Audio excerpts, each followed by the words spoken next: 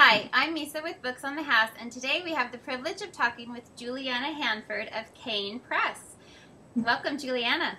Hi, Misa. How are you? I'm great. How are you? We're really good over here. Very excited to be featuring Barbara's Animal to Antics. What is it? Animals? Animal Antics A to Z. Thank you. Yeah, we're featuring Bobby Baboon's Banana Be-Bop this week, and we're very excited to hear your take on the series as her editor. Barbara is fantastic to work with. She worked for us many years ago, not many, several years ago on the Let's Read Together series, and so doing Animal Antics was just, it's an incredible amount of fun. I mean, it's an editor's dream come true to be working with Barbara and with R.W. Alley. They're like my dynamic duo dream team. So they'd need to be with 26 books. Yeah, absolutely, absolutely. And I think she mentioned in your interview with her that we're getting them all out by fall 11. So, you know, in about just a little over a year from now, all 26 books will be printed, and that'll be fantastic. That's awesome. Now, what do you think of the series? And I know we talked a lot, Barbara and I, about the educational elements of them, and kind of that they're great for parents and homeschooling and teachers, and they have the phonics and phonemes and things like that. But they're really student engaging. I mean, those kids are going to love these books. Absolutely. We had a 6-year-old in the office the other day, and she read Corky Cub's Crazy Caps, and as soon as she was finished, she put it down and said, "Can I make a crazy cap too?" And so, you know, it's great to just see kids really enjoying the stories, which is primarily kids enjoying reading is really what it's all about. But and what's great about these books, they are so universal, and I think the kids can learn without really having to be taught. The books aren't didactic. They don't hit you over the head with, you know, lessons in alphabetics. But, you know, and it's all very well to have a book that's A is for apple, B is for ball. But with this series, to have an entire story focusing on a letter sound and repeating it over and over at the beginning and middle and end of words, the kids hear that repetition, especially when the books are read aloud. So it's really, it really connects with them on an auditory level that I think sinks in. Yeah, well, I'm sure they're lots of fun to listen to and then to read as they, you know, become able to read them on their own because of the alliteration, and you know, they're not really rhyming, but they have that kind of flow, that verse to them that makes it so fun. Yeah, everyone, I love to see when anyone picks up the book, he either says, "Oh, the author has such a way with words," or "Oh, this artist is incredible." So it's just, you know, the two of them, Barbara and R.W. Alley, working in tandem has been great. And we just got, about an hour ago, we got the final artwork in for Maxwell Moose's Mountain Monster, and it's super cute. Yeah. So you have deadlines, and the artwork and the stories are kind of trickling in. Yep. Each letter, one letter at a time. Exactly. And right now we're working on the manuscripts for I think Polly Porcupine and Quentin Quokka, and then which Barbara has really done a fantastic job of finding all these really interesting animals. And I don't know if she showed it to you, but we have a spread in the beginning of the books that shows, let's see, Alphabeti's class. I know, that is so cute. Love it. All these animals, and they're just so cute. And oh, and we do also have they're trade books. So we have a great library reinforced binding, nice hardcover for classrooms, libraries, whatever, and then paperbacks as well. So, you know, they fit any budget and any book. Right, exactly.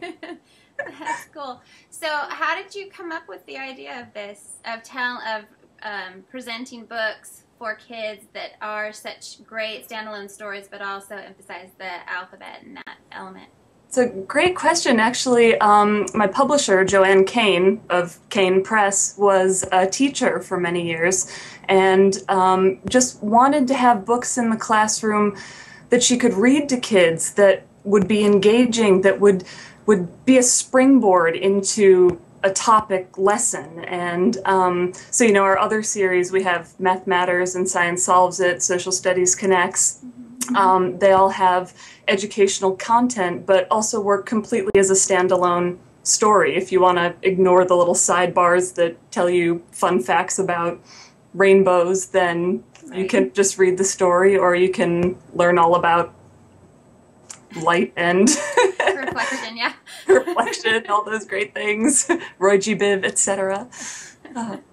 So that's great. I have a copy here. I'm going to be reading it to my first grader, and I told Barbara I'm going to get the whole set for his teacher because it's so. I was a former teacher myself, and the whole child, learning approach, that it just seems to be what this really, really supports. Yeah, it's really engaging for them, so they're learning just as they are absorbing. Right, and the reading element too, because all the books, since they work as read-alouds and can be read by independent readers, and as they're learning words and everything, it's just great to kind of combine it all into one package as we try to do. So, but it's great as an editor, it's a fantastic challenge. It's pretty much fun every day, I mean, how many people go to work in the morning and get to work on Maxwell Moose's Mountain Monster? I'm really so impressed. How do you keep all the titles straight? That's a good question, actually. I don't have an answer to. Right.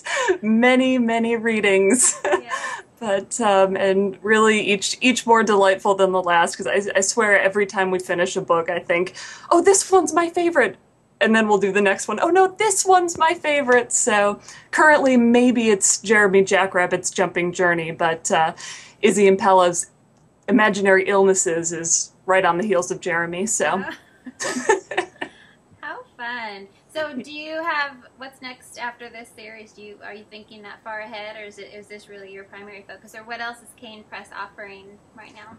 We're working, actually, right now, we recently launched a series called the Milo and Jazz Mysteries, and they're chapter books for ages 7 to 11, and their educational content is problem-solving skills. So we combine that with, Master Detective Dash Marlowe helps Milo and Jazz, who are young sleuths in training, with getting their cases cracked by teaching them these problem-solving skills that double as detective skills in the stories. So again, it's a case of kids maybe not even realizing these skills they're learning, but then of course we have information in the back of the book and actually really fun mysteries the kids can solve themselves and everything. So that's another thing we're working really hard on at the moment. And do you develop in-house those supplementary activities that are part of your book, that series? I know Barbara said that she worked with some teachers to develop some of the activities in the Animal Antics. Yeah. Barbara, Animal Antics, yep. Barbara has worked with the teachers on those, and we do a lot of work in-house on them. And really, we're such a small company at Kane Press, which is great in so many ways. We're all sort of jacks of all trades, so we get to do just about everything cover to cover. The back matter for the Milo and Jazz books has been exceptionally fun. We do little brain teasers and logic puzzles, and our customer service representative happens to be an artist, so she drew a hidden picture, like those little Ranger Rick ones and everything. And so, it's really, it's a great place to work. I recommend it to everybody. Oh, that's awesome. Well, I can't wait to see each of these books as they come out, and I really appreciate you taking the time from your very, very busy schedule, I know, to chat with us and give us a little bit more background about Kane Press and Animal Antics A to Z and Barbara's exciting venture with 26 books. Thank you so much, Misa, and best of luck with your site too, because it's really terrific. Thank you. All right.